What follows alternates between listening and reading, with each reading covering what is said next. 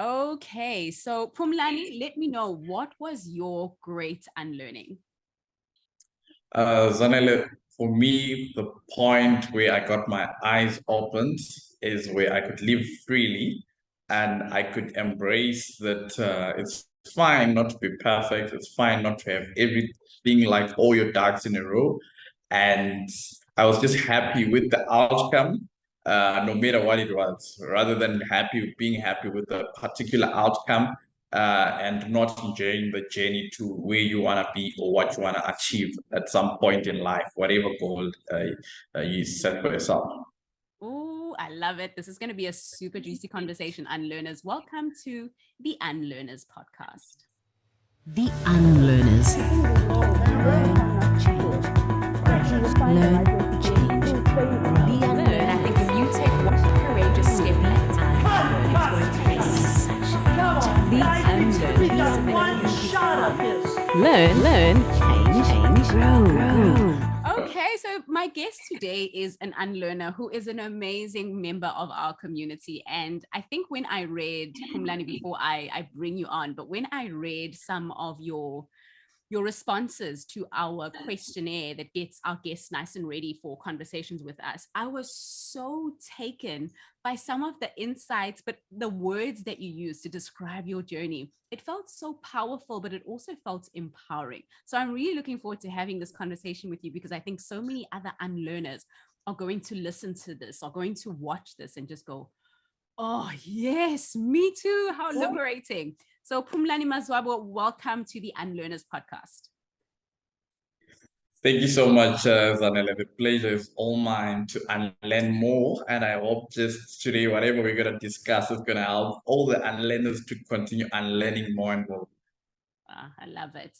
One of the things that you mentioned right at the beginning, and we'll go to your backstory because I want to hear where it all started, who you were, and just the huge background around it. But one of the things that you mentioned is an idea around perfectionism. And I am, my goodness, I like to think I'm a recovering perfectionist.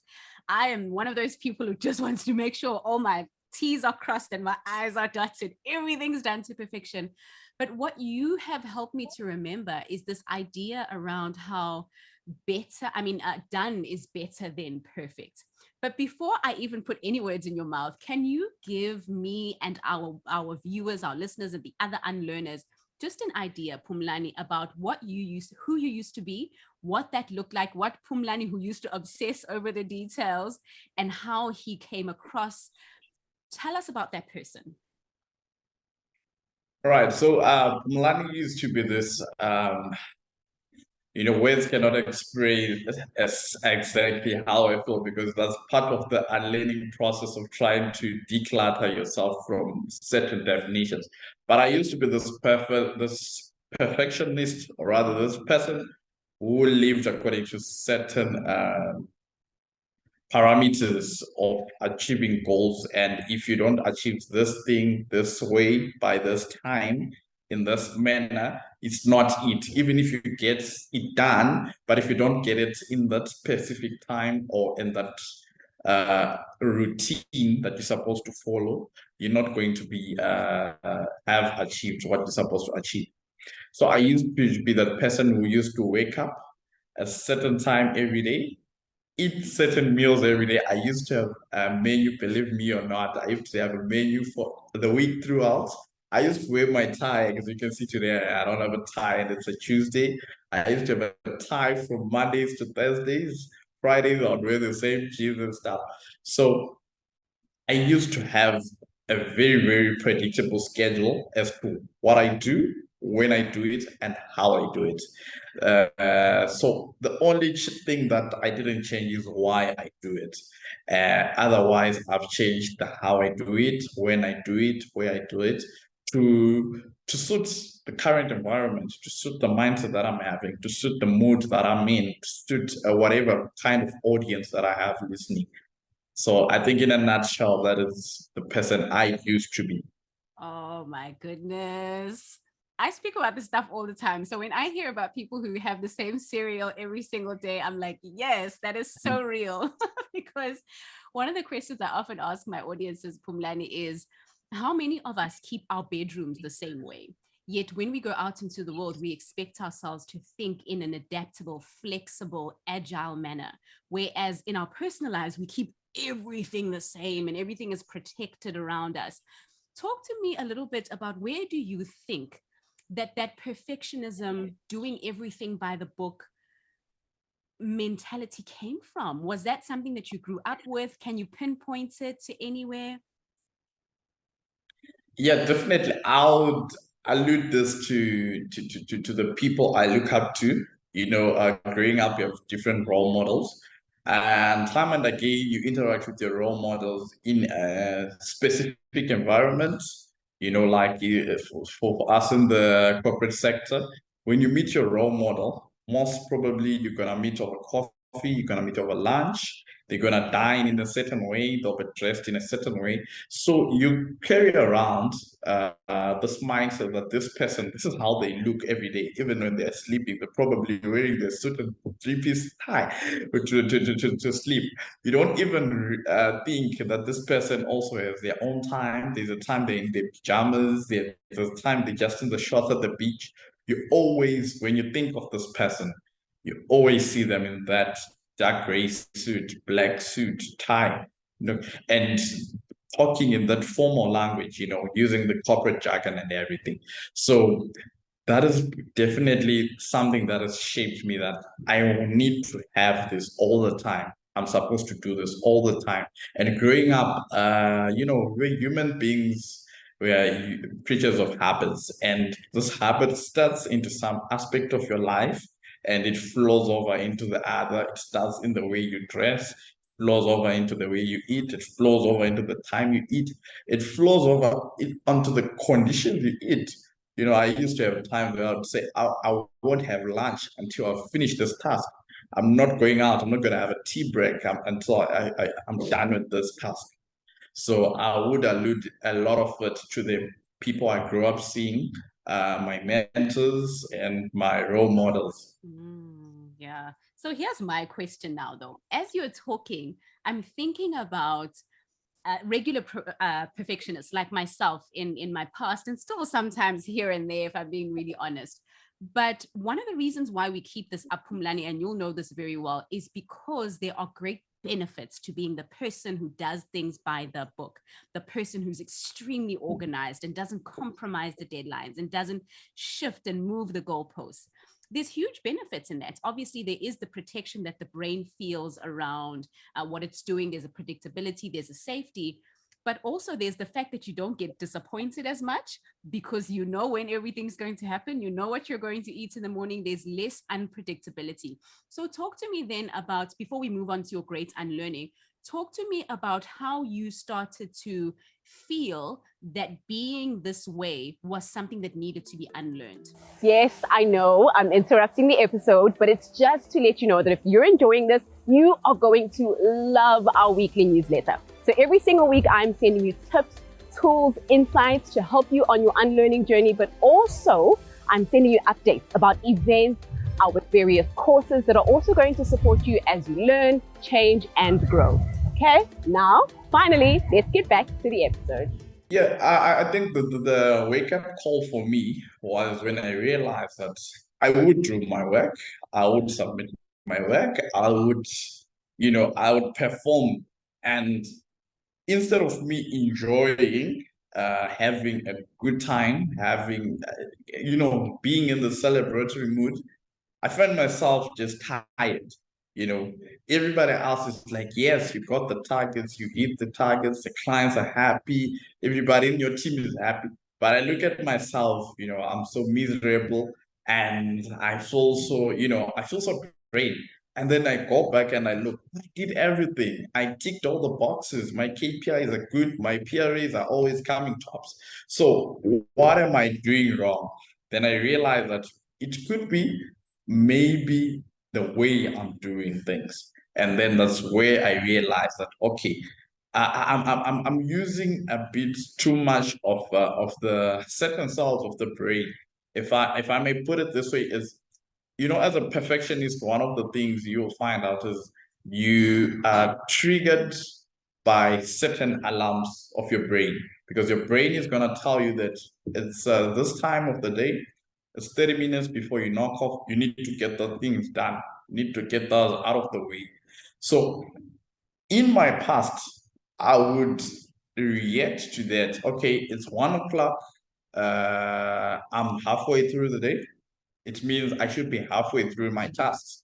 But in this day, I'll look at it as it's 1 o'clock. I'm halfway through my day. I need a break. I need to do something so that when I come back for the later part of the day, I'm fresh, I'm good. Instead of you depriving yourself of, of just breathing, you don't breathe till you do something, because your brain is telling you, hey man, if you don't do this by 4, you're gonna be in trouble, you're gonna have this. But you just like, okay, thank you, brain, for the reminder. I'm gonna take a break, and when I come back, I'll make sure that I get it done, and I get it done relaxed. So I think that was the tipping point for me. Beautiful. And you bring your best self to the table, right?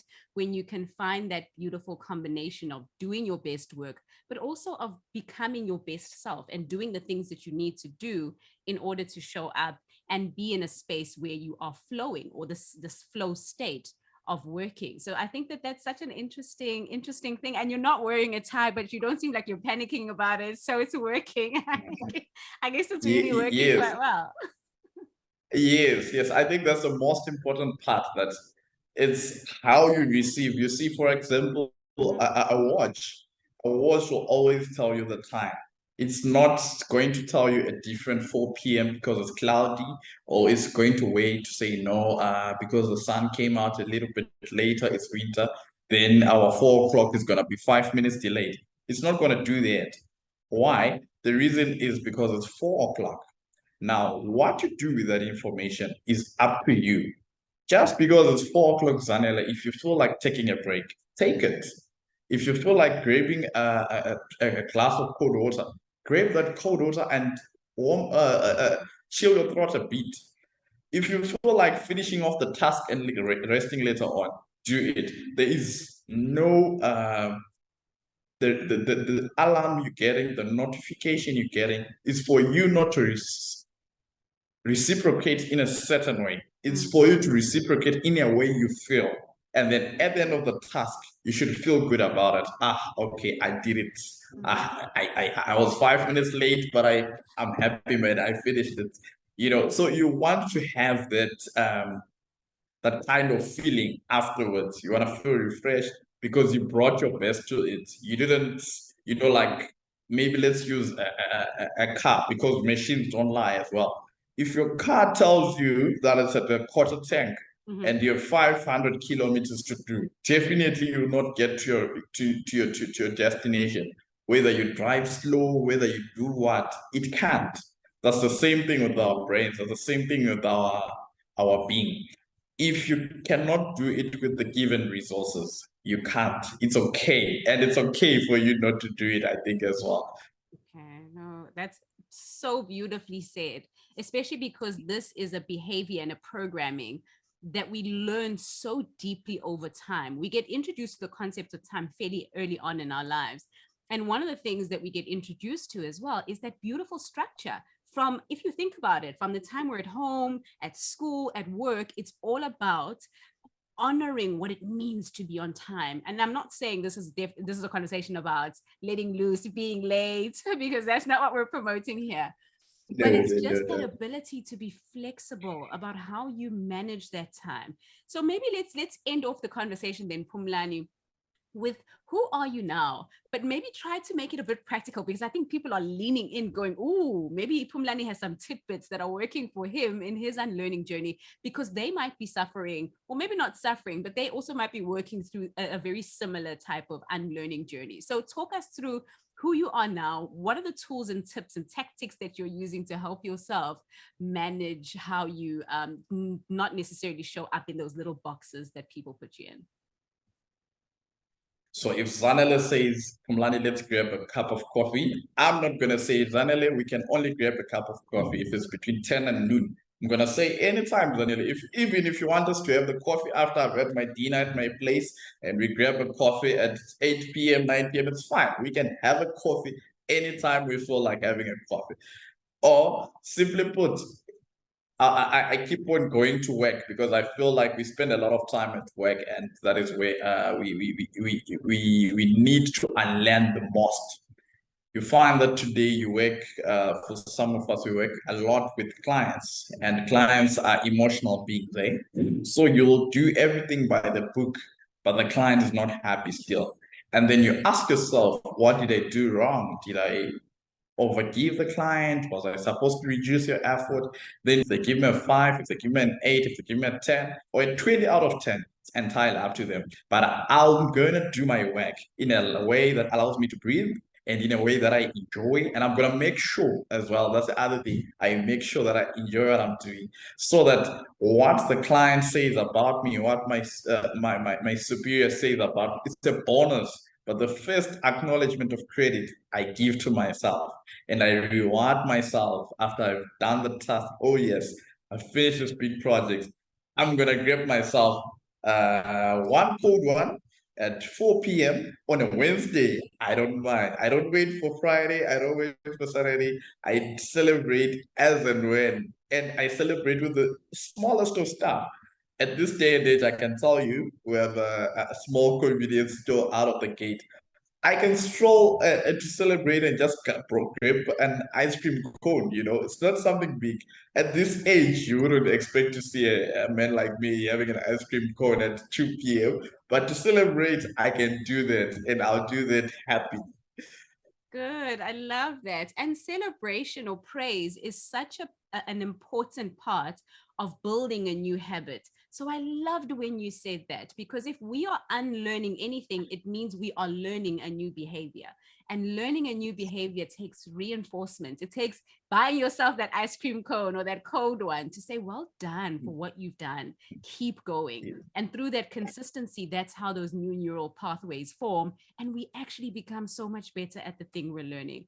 Oh, Phumulani, this was amazing. Thank you so much. I'm so inspired by your story, by your energy. And I hope that all of the amazing unlearners that have been watching or listening to this felt that fantastic energy that you have, but also have been inspired by your journey and who you are and who you're becoming. Just very quickly, are you looking forward to more unlearnings? Because the Phumulani I'm sitting with today is not necessarily the one that, if we call another interview back, is going to be the exact same one that we meet maybe in 2 months' time. So looking forward to a bit more unlearning? Definitely. I believe unlearning is the way to go. If I don't know if you've seen some of those pictures where they show you as a kid, you had a small brain, a small heart, and a big heart, sorry. And then as you grow older, you have a big brain and a small heart. It depicts the normal human cycle. And that is how we are programmed to grow. You grow up, you get more responsibilities, you get more problems. But I want to unlearn, I want to have fun with my work. I want to have fun with my colleagues. I want to be there in the most important parts of my life. So definitely, I'm looking forward to another unlearning session. Oh, I love it. And I love how you associated unlearning with fun, because it is fun to continue to peel away the layers, to challenge, but also to forgive yourself for who you were yesterday. Some of the times we think that, no, who I am now has to be right. It has to be perfect. Going back to where we started and the crux of this conversation. Some of that perfectionism is amazing because it makes sure that you are showing up as your best self, but sometimes it does stunt your ability to be creative and show up as your best self in your flow state. So Phumulani Mazwaba was our guest today on the Unlearners podcast. We had a fantastic conversation. If you missed any of it, I strongly advise that you go right back and listen to the rest of the conversation. It's been myself, Zanele Njapa, the unlearning lady, encouraging you to make sure you've subscribed to the podcast, rate and review it, and we will see you on the next episode of the Unlearners podcast. Bye for now. The Unlearners. Learn, change. Learn, change. Relearn. I think if you take one courageous step at a time, it's going to be such the Unlearners. Learn, change, grow.